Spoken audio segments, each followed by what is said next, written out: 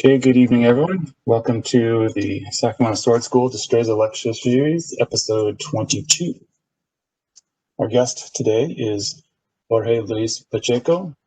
He began studying fencing in early 2010 and was one of the original members of the Brotherhood of Warriors and served as an instructor for the Elite Fencing Club in Mexico City. His interests are primarily related to the use and study of historical weapons, ranging from the 16th century rapier to the 20th century fighting canes of Bartitsu. He's also studied with the pioneers of both Judo and Brazilian Jiu-Jitsu in Mexico. He has a master's degree in information technology and engineering in cybernetics, and has served as a university lecturer.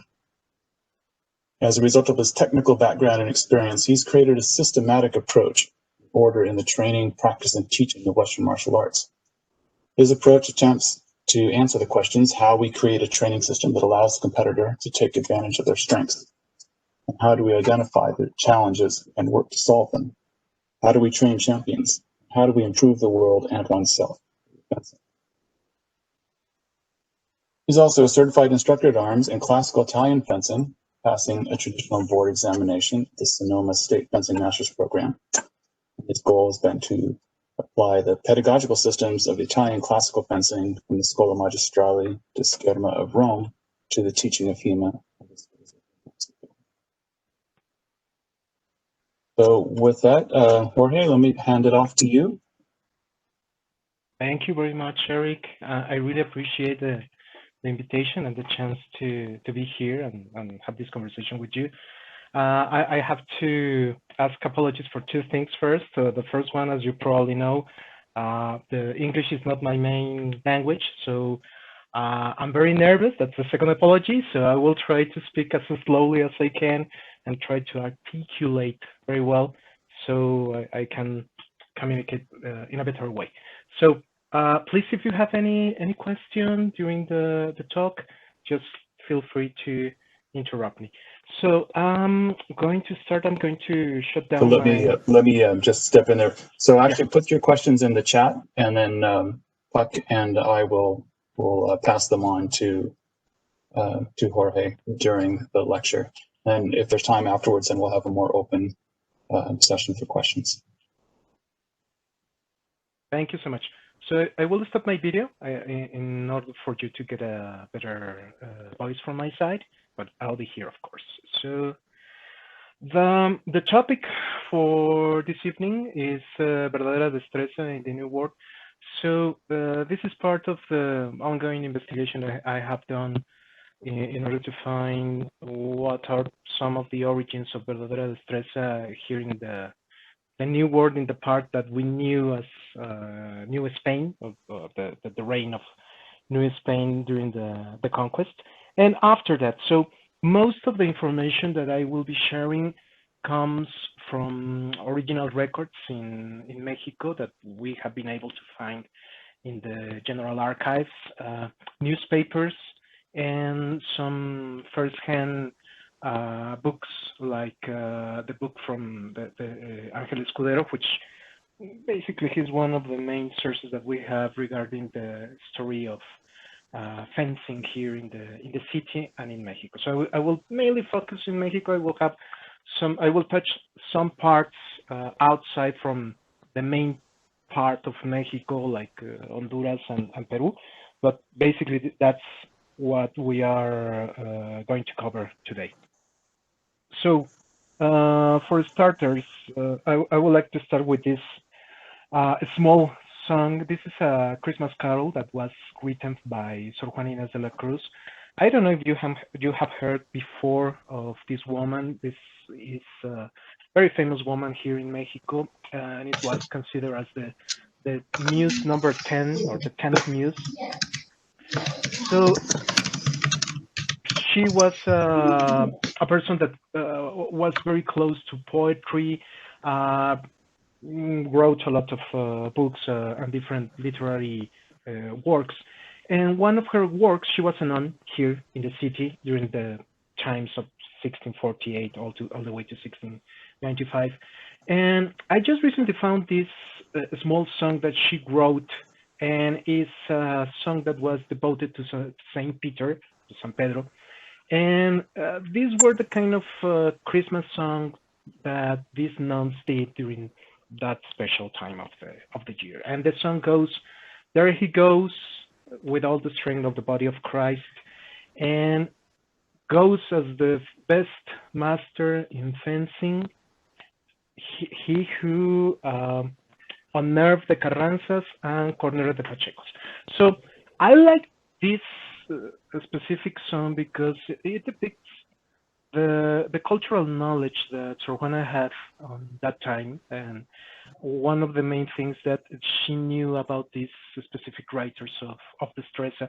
And I think this is one of the probably very nice proofs that Destreza was already known in the country and was already known in the New Spain. So, getting into the topic, I tried to create a very quick frame of timeline of what we know about Destreza and how we reach from the beginnings of Destreza in Mexico, in the country, and all the way to the last master that we have records, which was Punzalan Zapata, before the change that happened in fencing here in Mexico. After probably 1890 or around 1890, there are no more records of Destreza here. We don't have any records left from masters schools or even the old ways of fencing, because they are substituted by French school. So after that year, Mexico starts to have a very close relationship with France, and basically we imported everything that was related to France at that particular time. So I will give a little more of context related to the fall of the Aztec Empire and what was the martial tradition that we used to have at that time, and how we reach all the way to this last master that we have record of. So New Spain, as we know, or the reign of New Spain, was what was left after the fall of the Aztec Empire.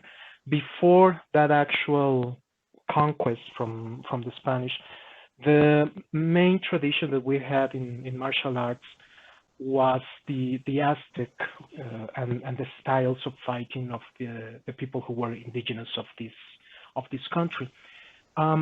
There were a lot of instruction.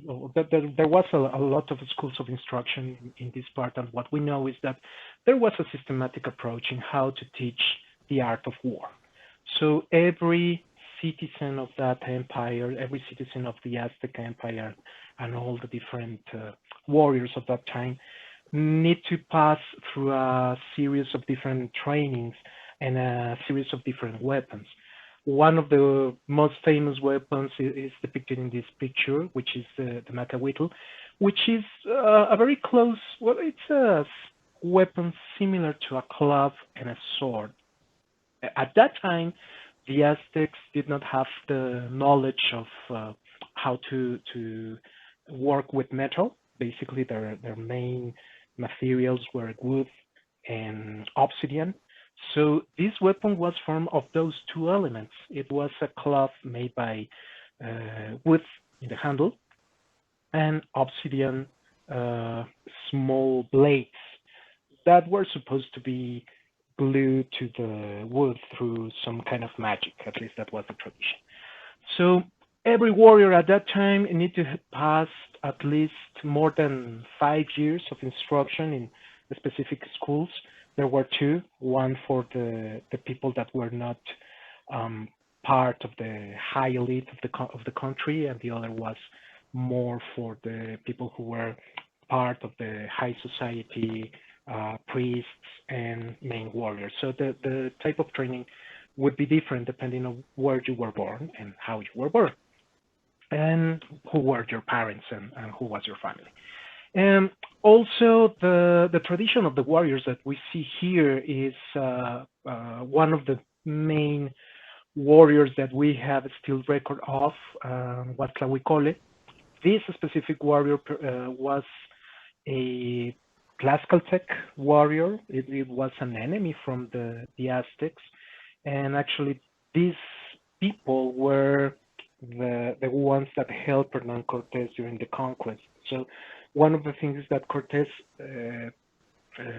conquistadores were a rather small group.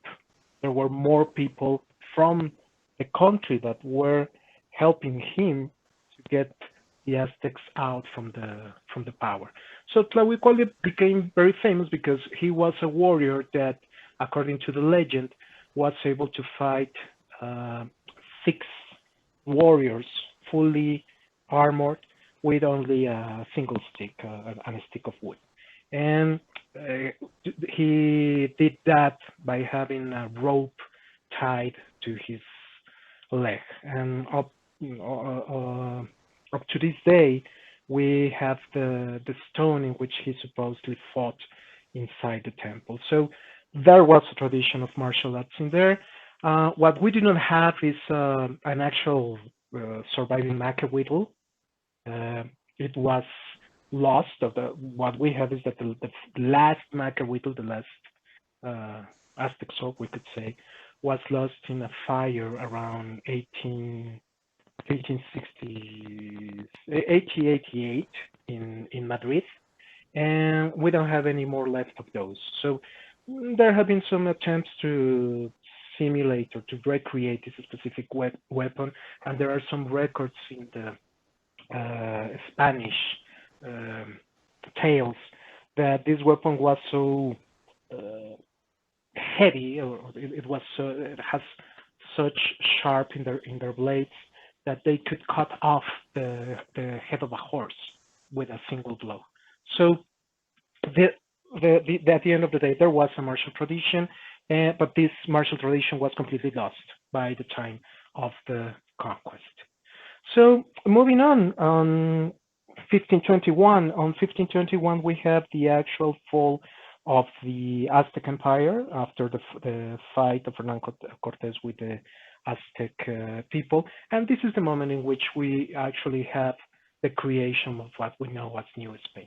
So in here we have the part that was considered as the viceroyalty of New Spain, and this was the kingdom in which Spain had the main interest, because they have the possibilities to have different routes of commerce to other parts of the globe, such as China and Philippines and Manila.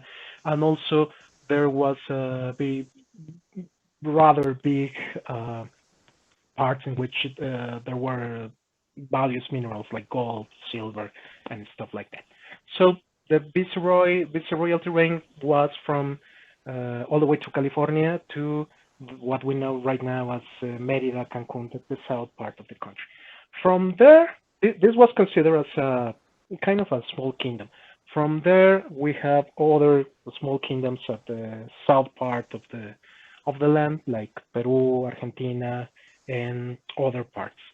So what we know in terms of records is that most of schools, at least that we have some idea that it existed, were on this specific central part of the country, which is the Mexico City, what we know today as the Mexico City. So at that time, this is what Mexico City looked like. They still had a lot of temples. They still had a lot of water. Basically, Mexico City was founded over a lake, and it's very different from what it looks right now and how it looks a couple of years after the conquest. So the process of the conquest was not something that was immediately or happened immediately. It took over 200 years in order to reach very stable, we could say, country.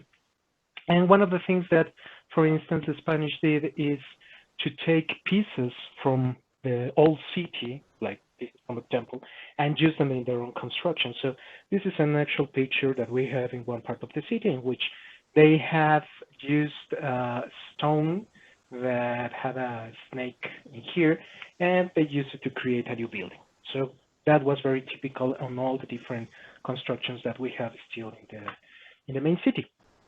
So at that time, we're talking about the first years of this new kingdom, around the 1500, around 1600, and we have the starting of the creation of the city and the main plaza. One of the things that develops on this part or during this time frame is this new commerce route, especially with some parts of Asia, like Manila and Philippines, which will come important later on this talk, in which we will see there is a relationship between these two countries, this part of Mexico and that part of Asia, and specifically some ports like Manila and Acapulco. So time moves on, the city starts to grow, and we start to have a different type of government in here. The country, or what we know as New Spain, start to have some kind of independence in terms of how they manage certain business. And one of these things of independence is the chance to have their own ways of teaching, their own schools, their own universities, and their own schools of fencing. So we start to see here some records of the new schools of fencing and places in which the actual Verdadera Destreza is being taught to local people. Most of them people that can pay the lessons, or they are they have certain class or certain status in the society. One of the buildings. Actually, Jorge, could you talk a little bit more about what we know about the schools, like the size maybe, or like the number of them compared to the population at the time? Do you have anything that gives us a little bit more of a context of them at this point? Yes. Actually, what we are seeing here was one of the places in which Verdadera Destreza was taught. This is a building that still exists today. It is the old mayor, the old government building, and inside this building you can find big halls, about, I would say, 10 to 20 square meters, and on those specific halls there were lessons of Destreza. I will show you later on the actual streets in which at least we have located 4 different schools that were registered as the Destreza schools in the country. Cool. And normally what we have is that these were like small clubs. There is no mention of how many different students were on a specific schools, but normally they will have at least 5 to 6 different students. Most of the lessons still were one-on-one. So you need to pay the teacher in order to have the lessons, and they will be private. We have record of that. I will show you a couple of newspapers that we have found on that site. So moving on. So this is one of the schools, and what we have also is some of the old treatises that were printed in the New Spain, of what we knew at that part at that time as Mexico, with a J or an X uncertain. I will talk about that later. So famous treatises that were printed in Mexico at that particular time. So we have the Defensa de la Verdadera Destreza. This one was printed by Francisco Lorenz de Rada. The interesting part is that Rada printed this one in a port of Mexico at that time, which was Veracruz. This port is at the Atlantic side of the country. And we also have another interesting treatise, letter. This was actually a letter that was printed in Peru. So from what we know, there were treatises that were created at that time here in Mexico, or at least near the part of Mexico.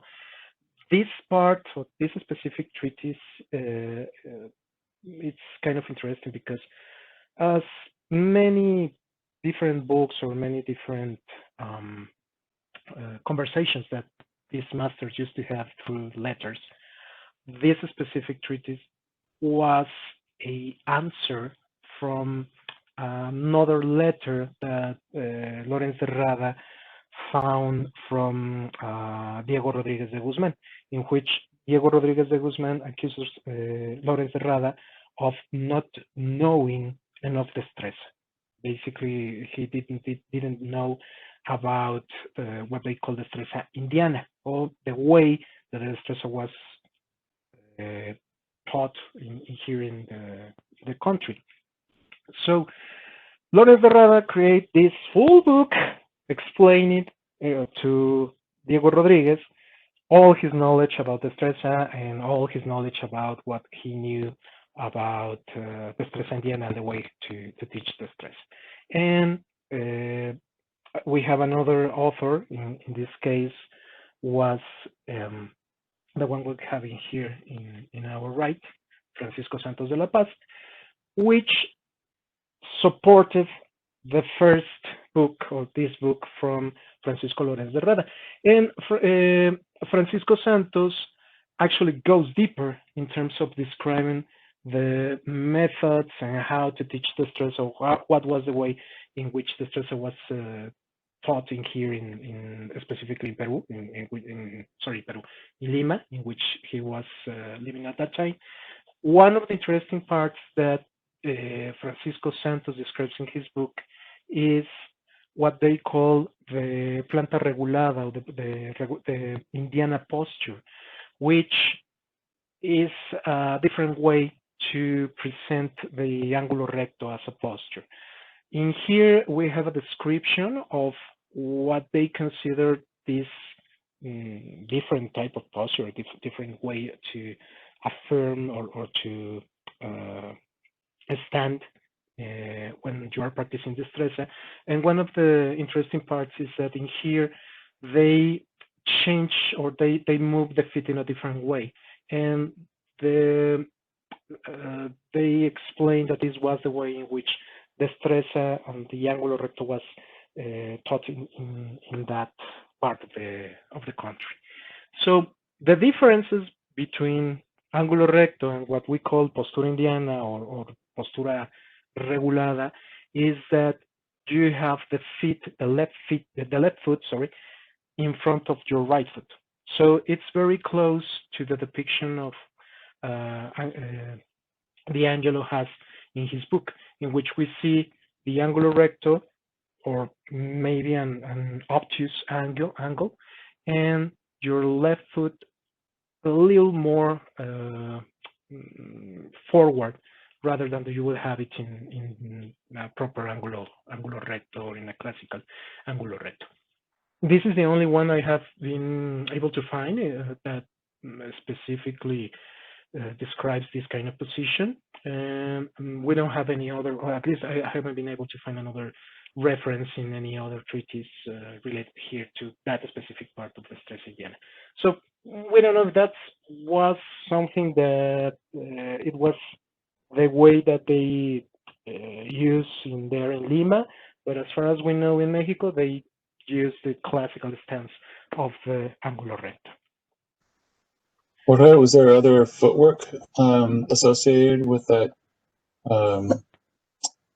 postura indiana? Yeah, there is these are the two pages that they describe in this kind of posture.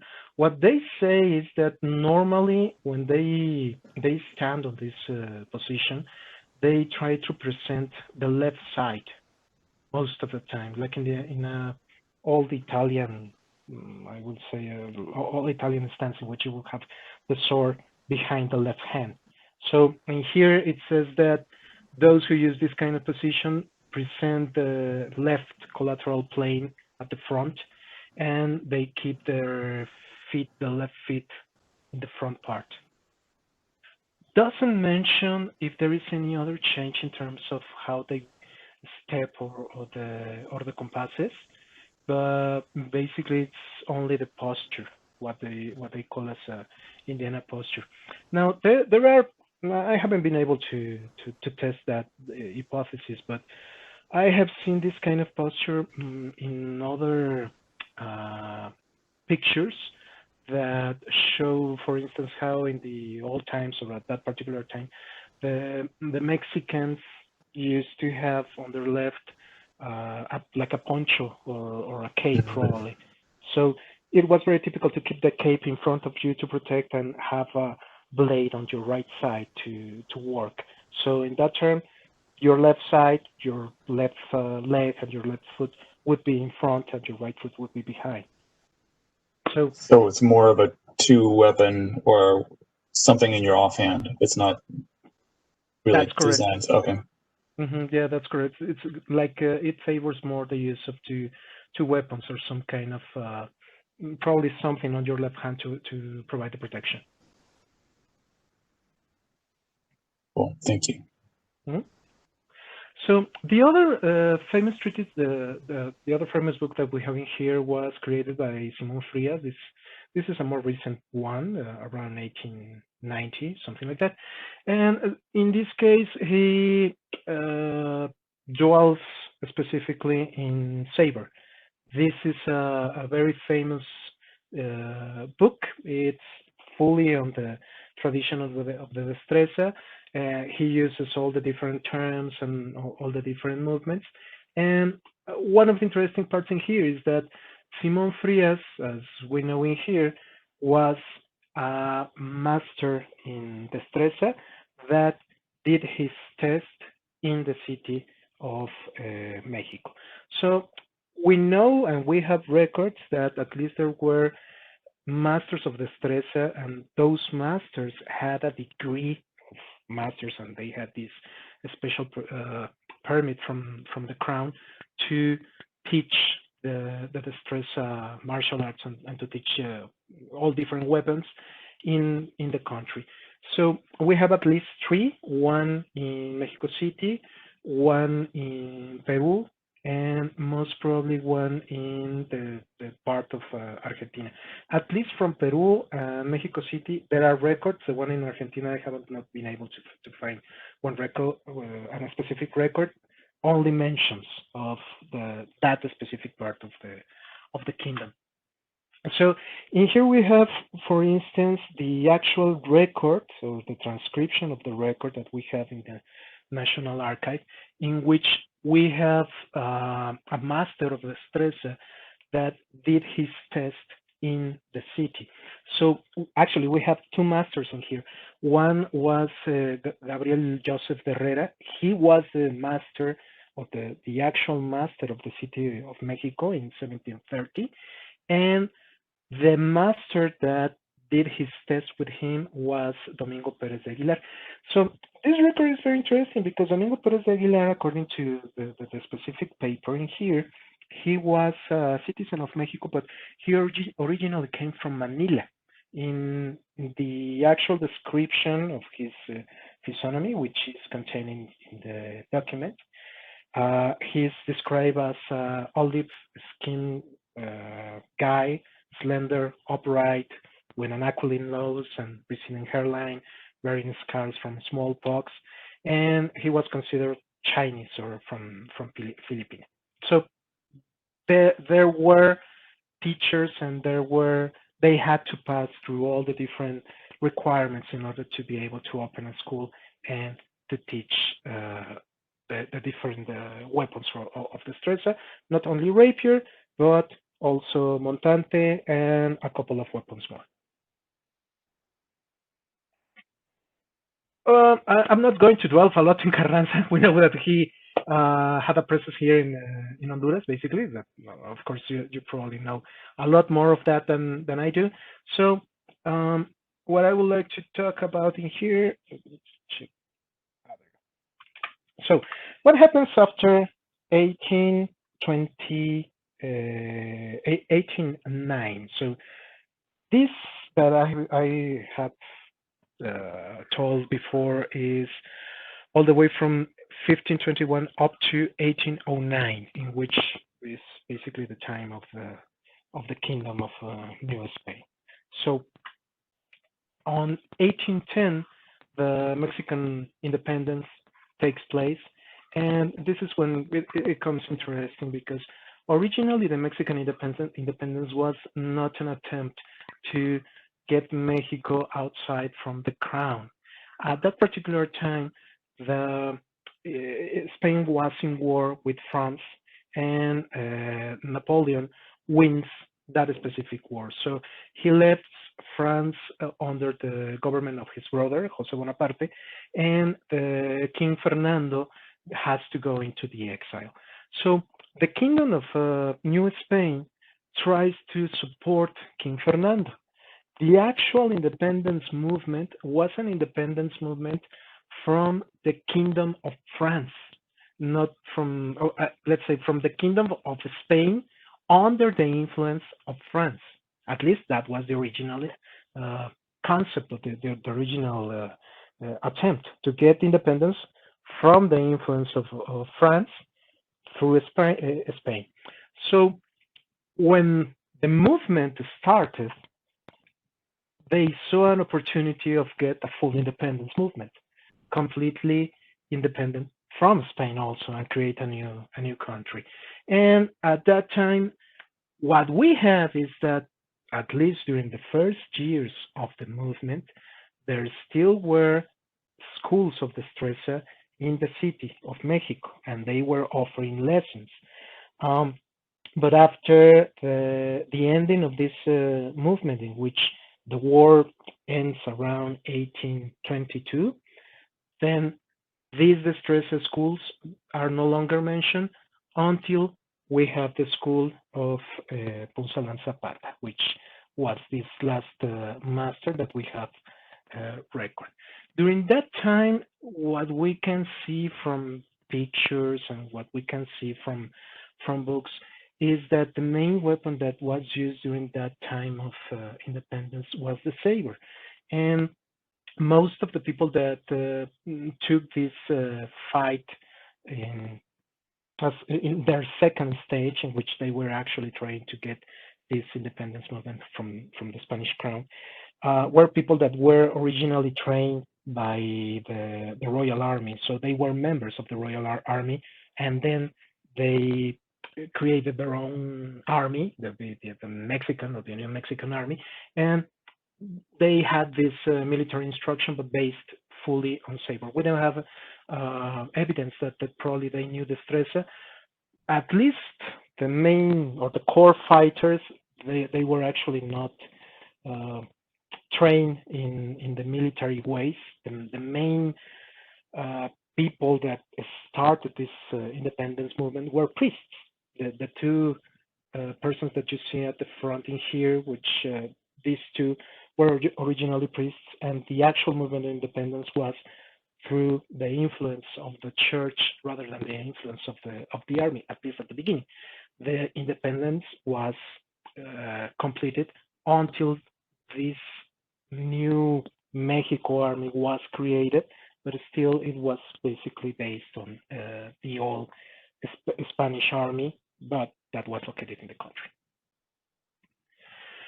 So regarding and coming back to the question that you did, Eric, these are the actual addresses that I have found of different schools that existed on that particular time in the city. So to give you a quick reference, this is what we know as the main plaza, this part, or the Zócalo Plaza. This is the main plaza in which the old main temple of the city, the one that you saw a little while ago, was located. So the country, or the actual Mexico City, was rather small. These were the places in which people actually live, and outside from here we only have plain land, or places in which they would have crops and farms and stuff like that. So we have the numbers of these 4 different schools. The oldest school was the school of Josep de Casas, the master that I told you before, and was located in here, which was the street of Vergara, very, very close to the main plaza, and just behind the building that I showed you before, the big one with the Spanish style. Still right there in the center of things. Yep, yeah, completely in the center of things. So the other schools were around that part also in different years. We have the school of Mesones which was this one. Sorry, now this is Espiritu Santo. This is the School of Masones. Now, this school is interesting because we have a record in one of the newspapers from 1800. And in this school, they taught the rapier and the florete. Well, I should know that word in English, foil. Those were the two weapons that were taught in there. And from there, we have the School of Pucel. That is in 1828. That is in Espiritu Santo. That's this one. Also very close to the main plaza.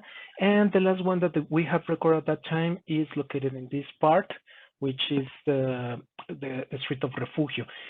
This street is actually very interesting because on this street, there used to run a channel of water in which they still have some canoes and some small ships, we could say, that transported fruits, transported merchandise and several things across the city. So this was a channel, like a main avenue, but a water channel that ran all the way from the north to the south of the street. And this school was located in here in the street of Refugio. Now, the interesting part is later on the next 50, 60 years, the last school that we have registry of Verdadera Destreza was also located on that specific street, in the street of, in a hotel called El Refugio. So normally the lessons would take place at any time in the day, but most of the time the students need to confirm with the master at 3:30 or before 3:30 of the day. So if they confirm before 3:30, they could have their lesson on the next day or even on that specific day. And they could, most of them would be private lessons. So this was the last record that we have on the New Spain. After the Independence War, then we get into the last of what we consider the last of these Destreza masters, at least that we have record, which was Punzalan Zapata. Now, Punzalan Zapata is a very cool guy because what we know from him is that he was not from Mexican origin. He was a Philippine. How we know that? He used to be married to the first ballerina of the National Theater Company in Mexico, to Ana Zendejas. And that is interesting part. At that particular time, the divorce was very strange. There were not a lot of divorces or divorce procedures in the country. It was not a cool thing to get a divorce at that particular time. And Ana Zendejas was very famous. She was the first ballerina of the company. She was a lady who liked to be free, and she attended to parties. So she asked the divorce to Punzalan Zapata. And we have a record of that specific process because Punzalan Zapata, since he was Philippine, there was a specific jury that handled that kind of divorce. So there was a strong connection of Philippines and still this master. That happened around the beginning of 1820. So by the time that Punzalan Zapata is teaching, and he has his own school, but around 1825, that we have this note in one of the newspapers of the country, he was not longer, or at least it was mentioned that he was not longer married to Ana Zendejas, this woman from the national company. And we have evidence, at least very close evidence, that at that time he was already married again, and he had a son with this new wife. So from what we know, Punzalan Zapata comes, the main part comes from Ángel Escudero. Ángel Escudero was a teacher, more modern teacher. He was born at the beginning of the century. And he created this book that was called The Duel in Mexico. And it's a chronicle of all the different duels that we have record either in newspapers or by other books. And the introduction of that specific book dwells a lot into the story of fencing. So he is the first one to mention Punzalan Zapata. He's the first one to mention about his origins of Philippines. And from there, we have been able to find all the different resources and all the different references in other parts. So Punzalan Zapata had a school also in the streets of Mexico, and on that particular school, he provided lessons from 10 a.m. all the way to 2 p.m. He did, at least that's what we have in here on this specific announcement or ad in the newspaper. That's in July of 1825. So which weapons Punzalan Zapata gave lesson of? He had lessons of rapier. He had lessons of rapier and dagger, saber, foil, and what they call espada mixta, which according to Escudero was a two-handed sword, most probably a mandoble, or not mandoble, a montante.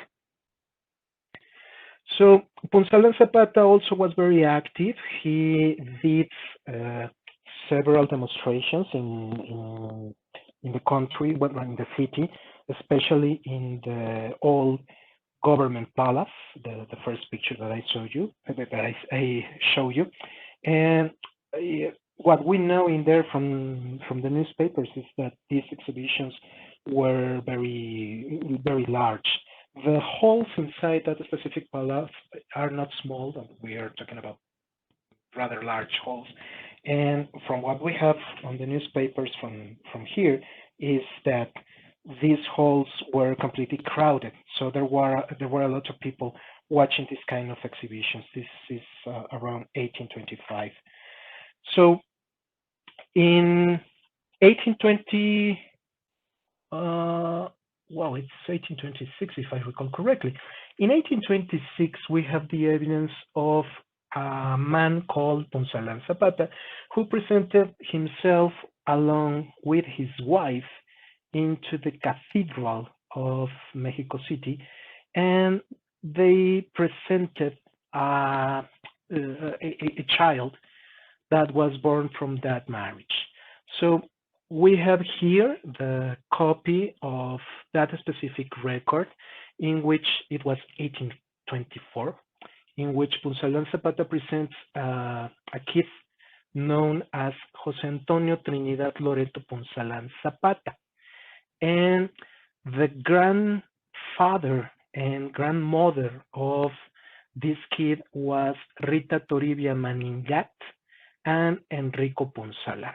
So it was, again, we don't have a direct evidence that this is the same Punzalan Zapata that used to give fencing lessons, but we think that most probably, according to the dates and according to the names and the origins, most probably these are the two same people. So what we could get as a conclusion from here is that at 1824, he was again married and he was presenting his child to the church at that specific time. So what kind of rapiers, what kind of weapons were used by Punzalan Zapata? Most probably, and as we will see on his book, the Prontuario right now, were transitional weapons. So in 1833, so Punzalan Zapata was still giving lessons, and he prints his book known as the Prontuario de Esgrima. So a Prontuario is a quick reference of small notes, basically. So the Prontuario is a rather small book. It's only 84, 85 pages of length. And most of those pages were literal copies or exact copies from other books. So basically, we have presence in here of 3 different authors of Destreza, and the one that has more influence on this specific book is Brea. So we can suppose that most probably that was the kind of Destreza that he gave lessons. It was more like that transitional state, and most probably those were the same weapons that he had on display and he had the lessons of. The price of the book is rather small. It was only 6 reales. The real was the coin of that particular time, and you can get a bottle of wine for twice that amount of price. So we're talking about 12 reales would be equivalent of a bottle of good wine. So Zapata has 3 main books on this prontuario. The Nuevo Arte de Esgrima de Rolando de Guzmán, which is from 1826, Principios Universales from Antonio de Brea, and Nobleza de la Espada, specifically the second book from 1705. Most of what you will see in here comes from Brea in 1805, and the book is divided into 10 parts. The first is a warning about how Destreza should be handled and should be taught in different lessons, and the way to create or the way of a stance in the ángulo recto. Also, that's an original from Guzman, but has a little different parts that Zapata added in terms of how to keep the hand at certain positions. From there, most what we have in here will be fully Zapata or original from Zapata, and there are, you can see the influence of Rada in there. You can see the influence of the terms of Destreza in how he describes the different movements and how this describes the compasses and how he describes the techniques. Still, it's, we could say, not classical Destreza in terms that it's closer to what Guzman and Brea created as a mixed school, rather than the old classical or the old Destreza from Rada. And the book ends with one interesting part, which is a set of rules for Hall of Arms, which are based in 2 different books. One is the Encyclopedia, but the Spanish version of the Encyclopedia, since there are 25 different rules that the student has to abide in order to get lessons in there. And the other one is a manuscript that is known as the manuscript of Oviedo, which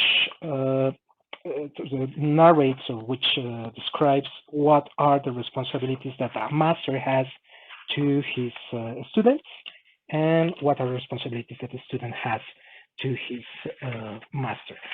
So some interesting parts of this rule set, for instance, that we can see on the rule set is that Zapata did not train with fencing masks.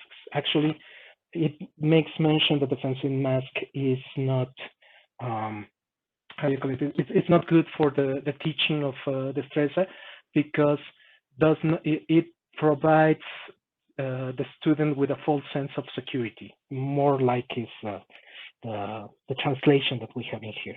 Also talks about the difference of the types of weapons that he teaches. He provides a description of how to adjust or how to fence against a person that has a rapier, against a person that has a foil, or someone who is using a cane, or even 2 weapons like a dagger and a rapier at the same time.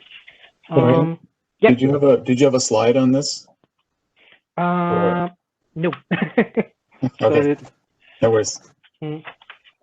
So, well, finally, about the final points of Zapata, what we have is that we don't have evidence that Zapata died in the country. Also, we don't have evidence that he left the country.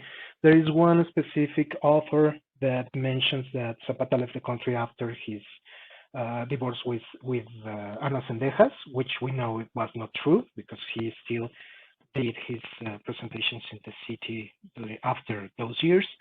There is a legend, I talk like that as a legend, that there was supposedly a portrait of Zapata in one specific Hall of Arms here in the city, in probably one of the last Hall of Arms in the late years.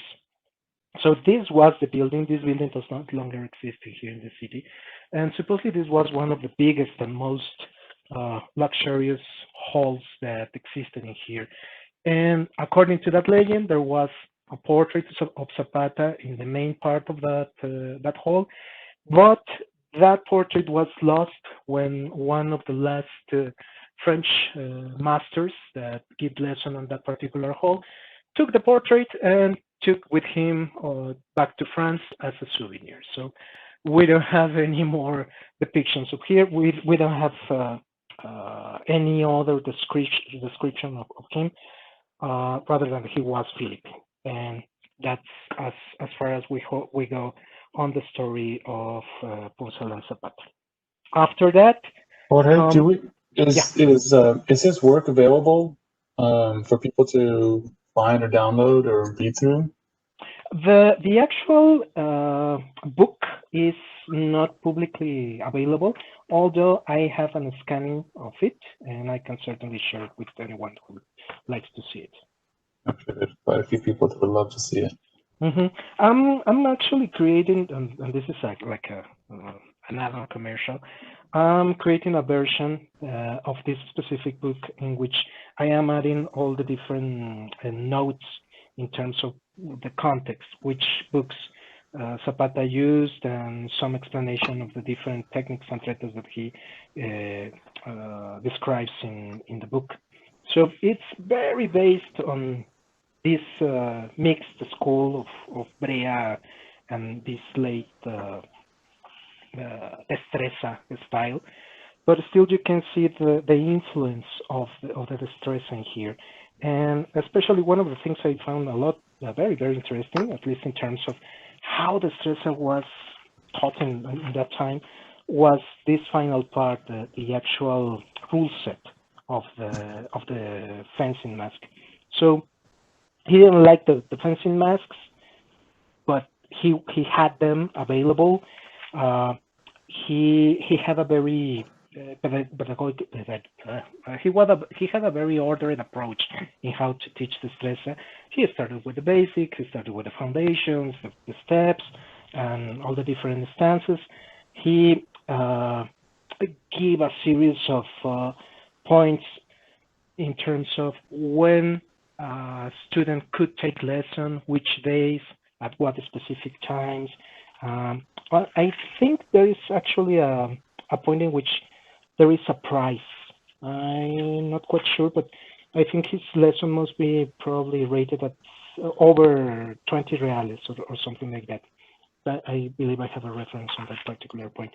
And well, after that, that's the last that we have from Zapata in the country, and that's pretty much the last reference that we have of Destreza in terms of these all masters.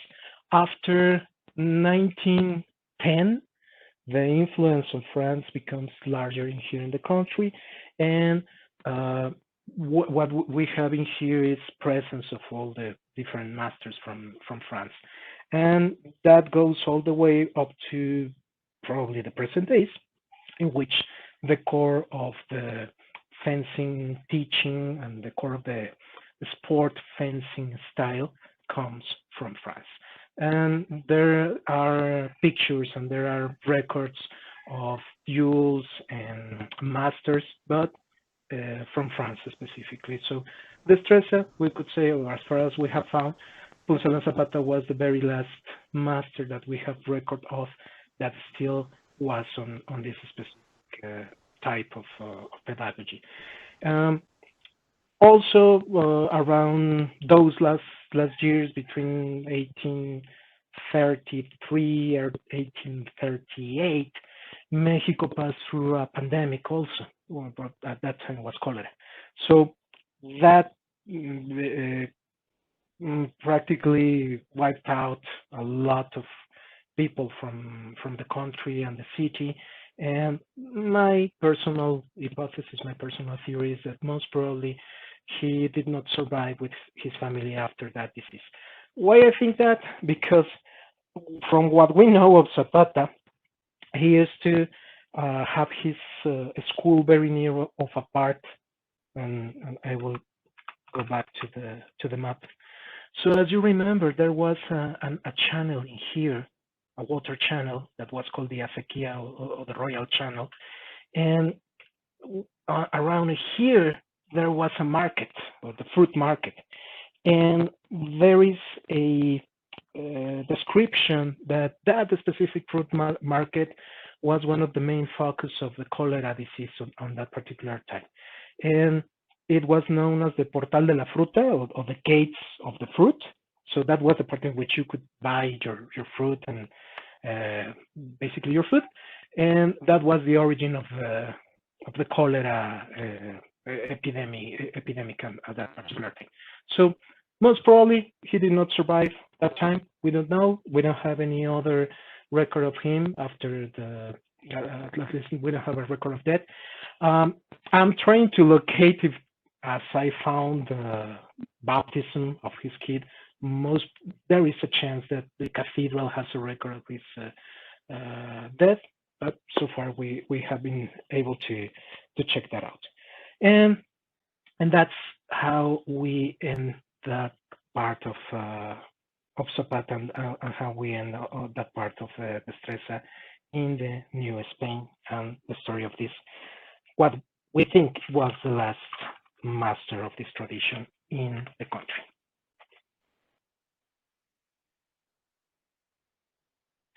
So I'm open to questions. If you have one, how do you say questions? So Jorge, can you hear me? Yes, sir. Yeah, I just want to say that was a lot of information. I thought you really did a good job putting all that together. I especially love this timeline and how you jump back and forth from it. So I don't have a question. I'm just really pleased with what you gave us. Thank you. Thank you so much.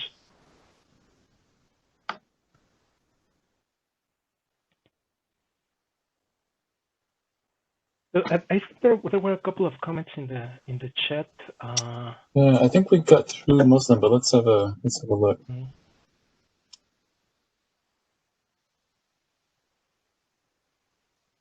Yeah, what do the rapiers in 1825 look like? Yeah, it's very close to the one that Berea shows. So it's like a transitional. I would say it's a mix between an actual rapier and a foil. I would say that it's closer to a foil. If you have seen the, it's not like that, but I can show you a picture of that one. Berea shows actually an espadín. Yeah, here it is.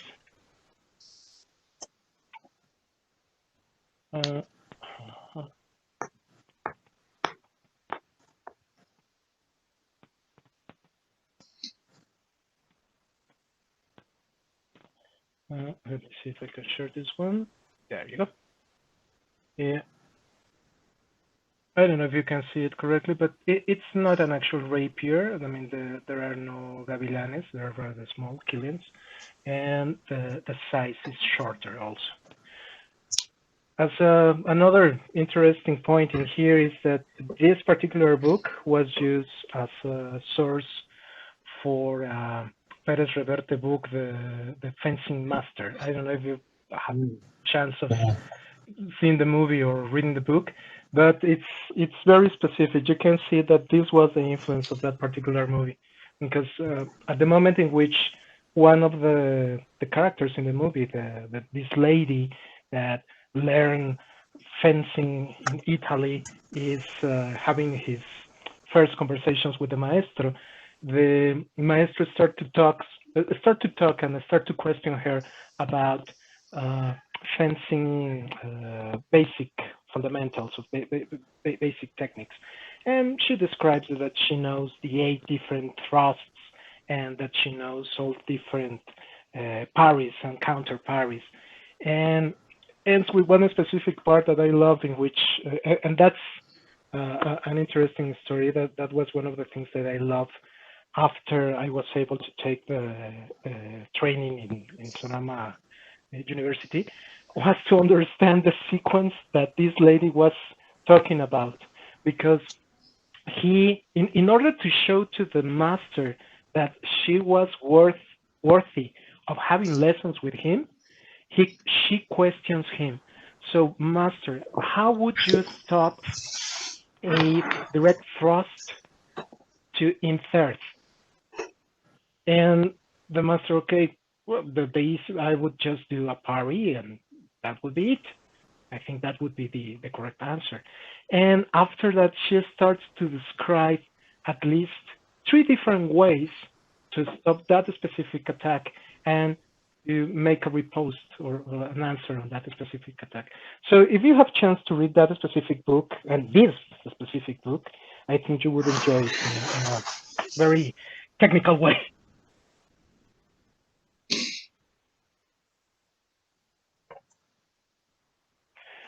So that's about rapiers. Let's see if we can have any more. So it's really interesting to me, Jorge, how much there is going on in the outside of Spain, both in the New World and the connection with the Philippines. And it seems like there's almost as long a tradition of Destreza in New Spain as in Old Spain. Yep. Yeah, there is a very interesting connection in there from Philippines and this part of what they knew as New Spain, which is, on my personal opinion, which is, I think, good and bad in terms that, and you probably have seen that a lot, that a lot of martial artists that have some background, specifically in Eskrima or Arnis, Kali, martial arts that come from Philippines, they always, or what they normally tend to dwell that those specific martial arts had some direct relationship with Destreza.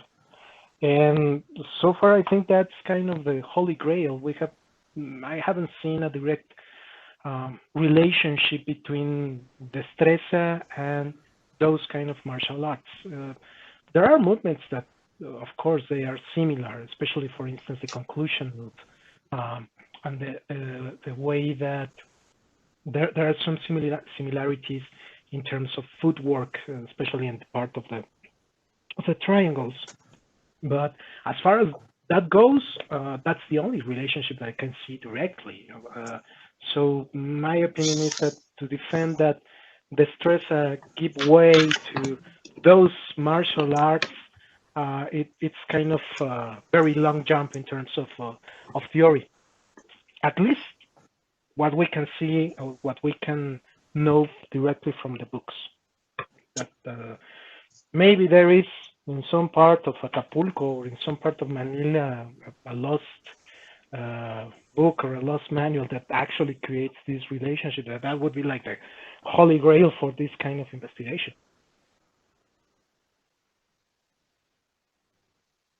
So here we have one. What was the name of that book again? Okay, so there were 3 books in here.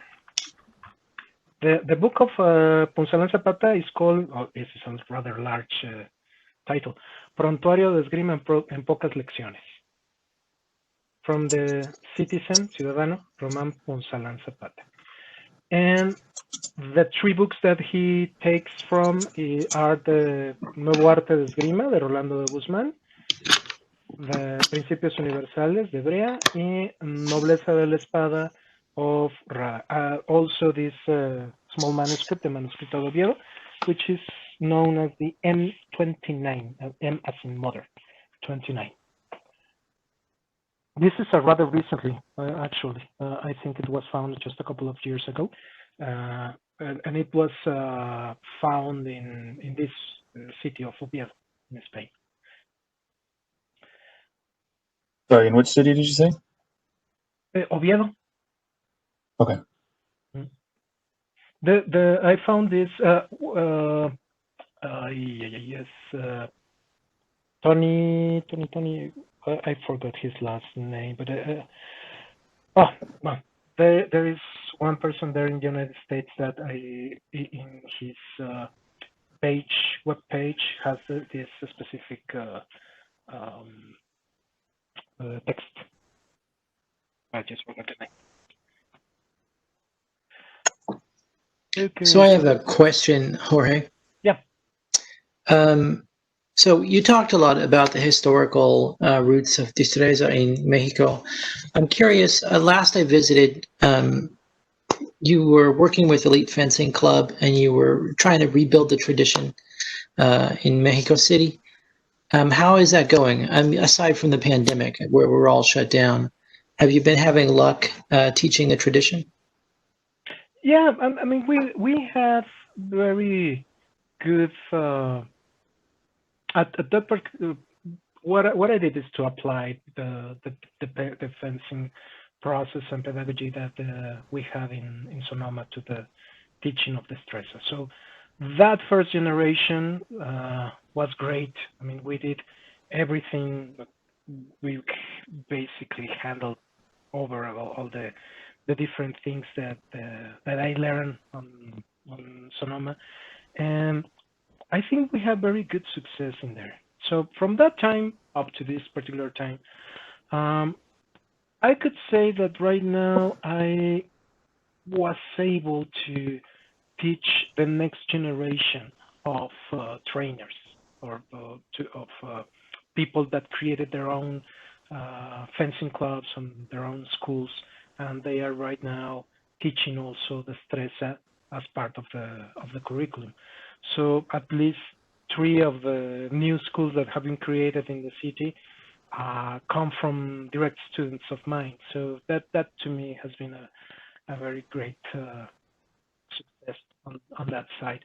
And they have approached Destreza also in trying to tackle not very easy authors, like for instance here Rada. One of these guys started with Rada directly.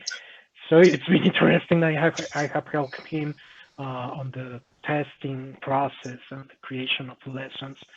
So at the end of the day, I think it has been a very interesting process to get these people a little outside from the sword, the two-handed sword, the long sword, which is, I would say, the most common weapon in here that is being found in Hima. Most of the people that start to work with the long sword, and then they move to the rapier, and they found that the Destreza is easier to get, or at least it's nicer to get than the Italian style, at least at the beginning. So you That's have several really Destreza great. schools in the area then, right? Yeah. I mean, at That's the end, we have more tradition. I think that on the Spanish side of Destreza, and it's easier to get the sources and the materials. And after some practice, you're able to read the full text and understand, at least understand the language. To understand the technique, to understand what it's not written in there, the actual content, it's a different part. But at least in terms of how the language, the Spanish language has changed from 1500 all the way to 2020, you can still understand that. The thing of the main challenge that we have when we try to approach or to get students to approach this kind of classical texts is to get from the Baroque style of writing. So when I see that they have sometimes difficulty in trying to get all the way a book or try to digest a book, especially if the book starts with a very long running introduction in how the book that you are about to read is the best book of Destreza, and the master that is writing this specific book is the greatest master of them all, and everything else and everyone else is not at the same level. And these are the reasons why everyone else is not at my same level. And once they pass that, all that part of the preface, which is kind of a tradition in most of Destreza books, if they manage to pass that part and to learn from that part and start to actually get into the martial stuff, that's when they stay. So the thing is to pass that first part. So what we do is to get in a more historical context of why those kind of books were written in that way, and establish the context, establish the historical part, and then actually get into the martial part. And so they can keep themselves interested in the method. So here it says, I'd like to know if Jorge visited the places where the school were and to see if anything survived, at least in construction, rooms and basement. Yes, so from the places that I have shown, this one is does not longer exist. This is the last registry that we have from that particular one. The other one, the School of Zapata, is also the building does not longer exist. There used to be a hotel in there. It was called the Hotel of Refugio. And that hotel, along with the theater, the main city theater, the Teatro Coliseo, was lost during a fire in the city at that time. So after the new century, we're talking about 1900, and after the Civil War, not the Independence War, the Civil War, many of these buildings were lost. So from those original buildings, from the four schools, let's see, I have visited this one. This one does not longer exist. This one, the main building still exists. This is the part, the back part of the mayor's building or the government building. This one does no longer exist. These are more 50s, 60s buildings. I haven't checked this one out, actually. This is September 16. I need to check this out. Most probably does not longer exist. I don't think, because all this part in the buildings that you see here, this first part still exists today, but this second ring of buildings were more into the late 50s, late 40s, something like that.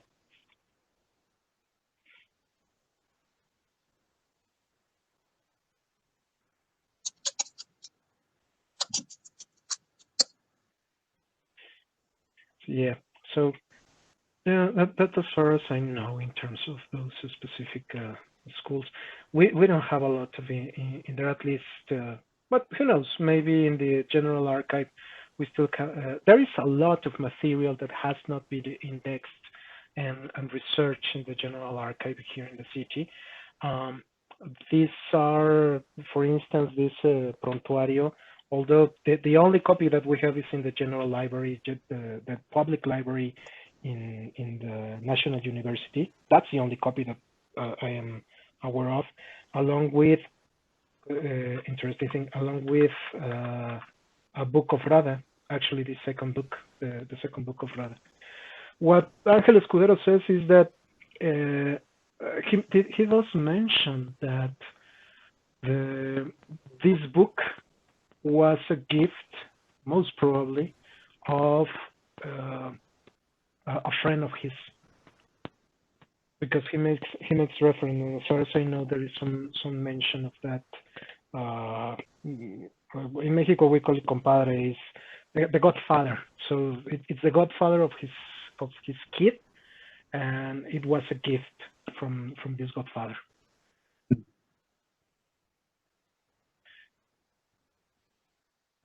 Picture a great schism between the new world and old world, Destreza, that all goes back to the different definitions of a tortilla. Yes, I agree on that, Ernesto, because at the end of the day, what we know here as tortilla is the current tortilla that we use in tacos, and what they know in Spain as tortilla is an actual food made of potatoes, basically. But I have a question about with the schools in your area. Do you regularly have tournaments, like rapier terms? I'm curious how Destreza it looks to you and what you think of the quality of that. Yeah. So here in Mexico, we have two main tournaments. I would say that one is the official or the national one, in which all the different schools from the country are invited, and we have schools at least from 4 or 5 different states here in the city. Normally, they create 2 or even 3 categories. One is for longsword, which is the most common one, longsword either with nylon and steel, and the other one used to be a category of rapier, but right now has been changed to small sword and rapier. So also all traditions like Marozzo or even Meyer, or those kind of techniques of rapier or small sword or cut and how you call it, point and cut sword. Cut and thrust, yeah. Yeah, there you go, point and cross and thrust are included in that specific category. Now, the style, it's I think that's an issue that you have in tournaments. Most of the time, if you have the mindset of win, okay, you will win no matter how do you look. So probably you will toss away technique as long as you get the point. And I think that sometimes it's a shame. There are exhibitions. We try to do exhibitions also of the techniques. Now and then you get this beautiful technique, either Italian or Spanish, and you see a beautiful thrust now and then, and you keep that memory for yourself for years to come. But most of the time, I think still the style is very towards the sport. So as long as you get the point, probably you won't do alpha lot, or you won't try to look good doing that specific point, as long as you get it. Right.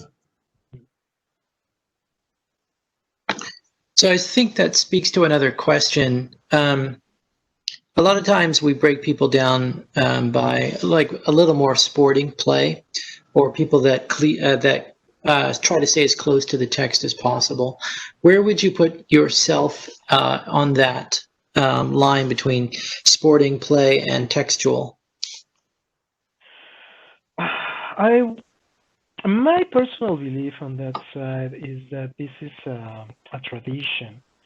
So the way I teach Destreza and the way I try to keep it is close to the text and close to the original source, so as close as we can.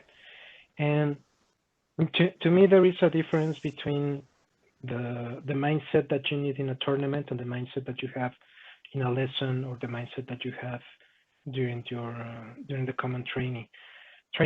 Your goal is to get that mind of a lesson as close as a duel.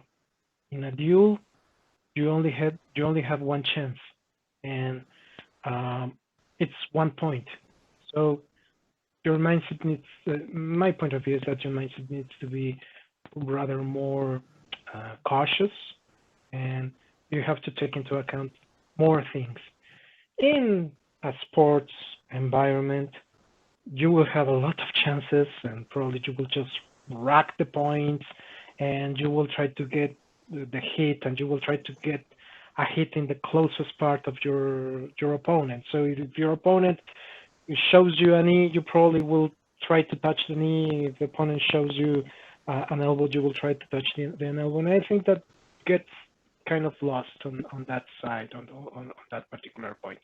So I'm also do not consider myself how to say I have trained champions. I have trained guys who have very good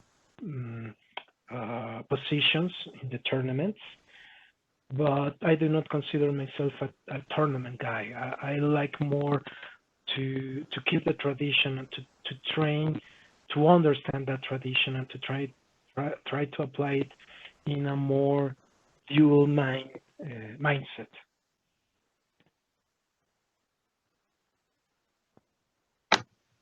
So we have a question in the chat that has become somewhat of a tradition. How did New World authors discuss acometimiento? Did they treat it like a feint or a first intention attack? I will rely actually on that part of Zapata because I remember that he talks about that. So, there you go. Yep. So Zapata, at least what Zapata handles, acometimiento is a second intention, and he defines that as a second intention technique, and he talks about acometimientos basically to the face, but he handles that as a second intention, and I think it's the same way in which Rada also handles the second intention about the specific point of acometimiento. Okay, thank you.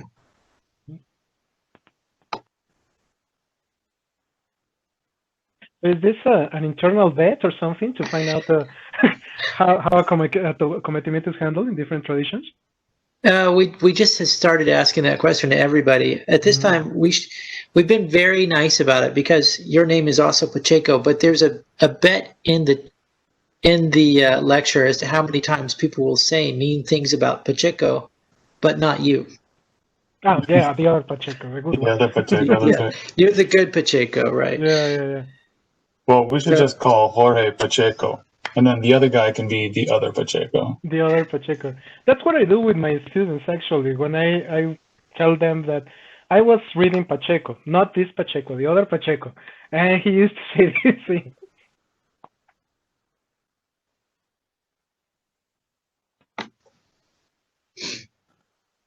Yeah. So right now, what's the following up on this investigation? My next following up is, as I was telling you, I'm doing a transcript of the prontuario. By the way, if someone wants a copy of the original scanning, just let me know. I can send you the PDF. There are some pages missing in that one, so I'm doing a full version of the full content, and to add my comments and my context notes. So at the end, what I would like to have is a annotated version, and especially what I would love is to run all the different techniques that are illustrated or described in the book. We're talking about 40 different techniques, including these parts of acometimiento, and 4 different types of conclusions, which is rather interesting. He talks about a guillotine conclusion, which I have only saw that reference in other book, which is not related to Destreza. It's actually a saber book. And 4 types of conclusions, 2 to the outside, 2 to the inside, but a couple of different ways to handle other types of weapons, how to handle against a saber or a lance or a cane.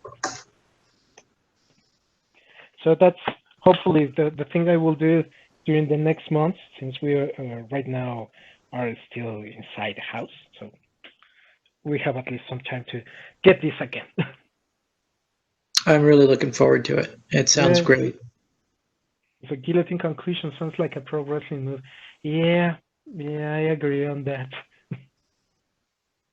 So the way I have seen this picture is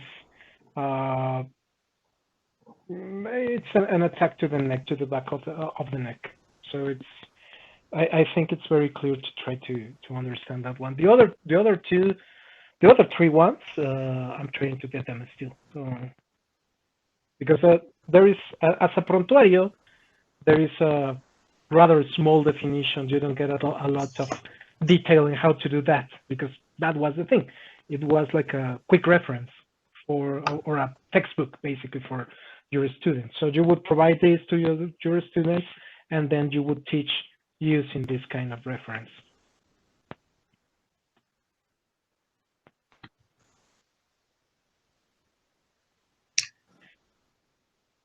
Well, it's 8 o'clock, or close to it. I forget, Yeah. my computer's a little slow or fast.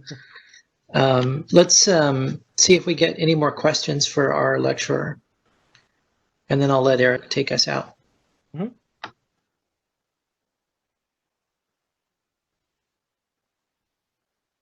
Any other questions?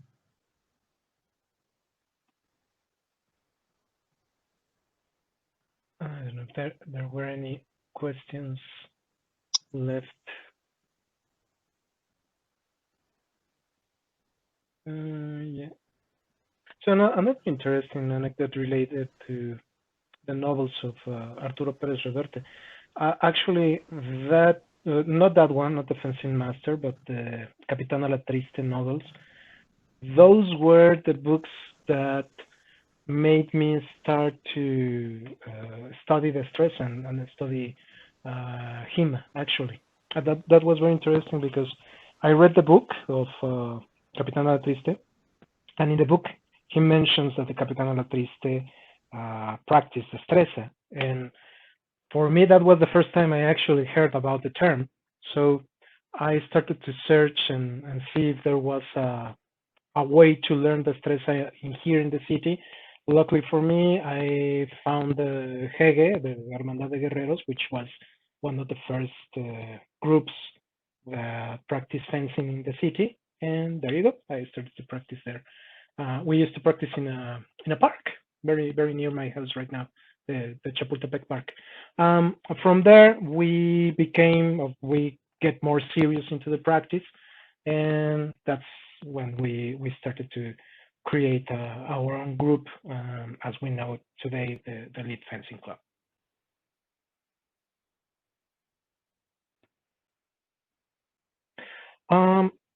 I don't know if you can still hear me, or if you have a good signal in here, because I'm having warnings of low bandwidth. Yeah, okay, cool.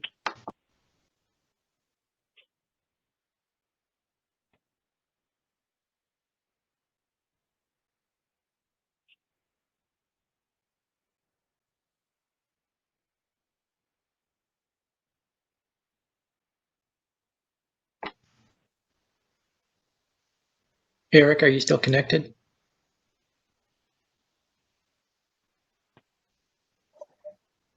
He's got a little yellow warning triangle on the top of this thing, so he may have issues.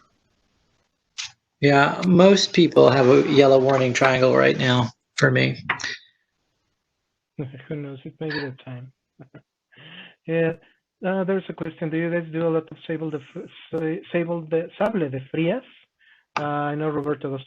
Yes, Roberto. Actually, Roberto was the first guy who introduced me to Destreza and that particular time. It's included in our syllabus. Normally, what we do is that we tend to rotate the different weapons through the year. So at the end of the year, we have a part in which we touch Destreza. We have a part in which we touch longsword. I personally have included Bartitsu because I love Sherlock Holmes, and I had the background to try that. And we tend to keep it mixed in there. So we're not a full Destreza or classical fencing oriented group. We, depending on the time of the year, we tend at least to give instruction of 4 different weapons in order to keep the guys interested. So we do frias. We have done frias. Most of the time when we reach Destreza, we tend to stick to the rapier and to the rapier and dagger, because that's normally what the guys are interested, since that's one of the weapons that they can try in the tournaments. So at least there is a time in which everyone wants to get into a tournament at least once.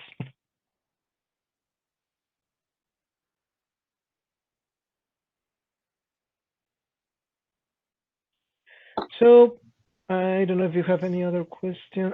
There was a question about how much free saber do you? Yeah, I answered that one. And is there anything notable about Zapata's work for you other than being the last? Oof. Well, I think for me personally, it was, or it is one of the last known masters. So I think that's an important. It's a breach of culture, also from my point of view. The fact that he is from Philippine origin and that he lived in Mexico at that time, and that he was teaching a tradition that was not from his country. He was teaching a tradition from Spain, and that he was in a time in which the country was passing through several changes. One of the changes was the times of independence, at the time in which the way of teaching was also changing. There were no more schools available to study that kind of knowledge, of that kind of technique.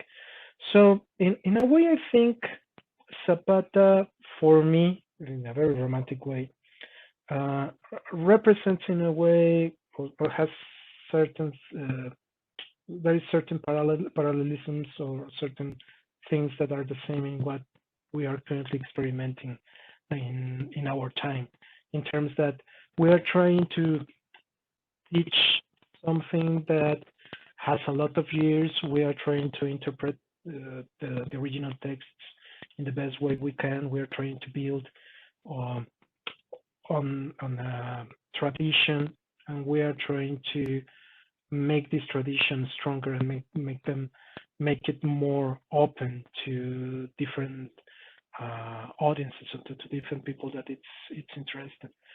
So I think that in that way, I feel related to Zapata on that side.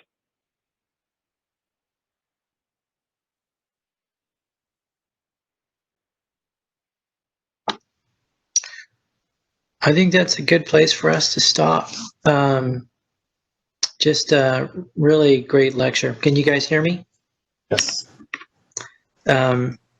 Just thank you so much for sharing your time and your expertise. I love hearing that the schools and the people that you trained are doing well. That every time I hear that, it's wonderful. I would love to get a chance to see you again and train with you again. So when the pandemic is over, we should all have a Destreza get together and just everybody fence and hang out and eat whichever tortilla you like, and we will drink red wine. Yes, definitely. I would love to. I was telling to Eric that due to the work, my change of work, I used to work in a different company. Right now, I'm working for an American company of security, and this is actually the first time that I've been able to stay in the city and in the country for a long term. Most of the time, I was traveling. So this is probably the longest time in which I've been here at home, almost 7 months. So and right now we started to do also to get back into the training and to get back into the lessons with the guys at the beginning of the year, and then it comes the pandemic, right? So that kind of stopped us, but it's been, for me, it has been a very good time to rediscover why I love so much fencing and why I love so much Destreza and to be able to share in my rough English because I get nervous and then start to gravel my words in here. But it has been a great experience. I really appreciate the invitation. I appreciate the chance to share this with you. And definitely, I would love to get any of you. If you come here to Mexico, you know that my house is open to you, and I will make sure that we have a very good time. You will have a very good taco tasting menu. I can take care of that. I have a very great place to get there, and it's actually the very original Aztec food. So if you are adventurous, I can get you pretty interesting things to taste. So I would love to, and definitely as soon as one of my goals is to keep on with the Sonoma program and to enhance, to evolve, and to get the Destreza to another level. You know, I can vouch that Jorge is an excellent host, and we did eat like kings when I visited him. I think maybe you should host a Destreza event in Mexico City now that you're so stable. Hopefully, yeah, hopefully. Yeah. And I would like to have a nice tournament, but more focused to the tradition, to keep the tradition, not to keep the slashing and hacking, but more to actually show or try to get what the Destreza looks like. It sounds amazing. Mm-hmm, mm-hmm. All right. Well, thank you so much. Next week, we are going to have another dialogue where we will talk about Destreza issues together, Destreza topics. I have a collection of speakers that I'm talking to right now, but, you know, again, they need a little more time to get things ready, and I need to organize the schedule a little bit. But that's what we have for tonight. Thank you so much, everybody, for being here with us and being part of this lecture, especially to Jorge. And everybody be safe. Thanks so much, Jorge. Be safe. My pleasure. Thank you very much. Take care. You too.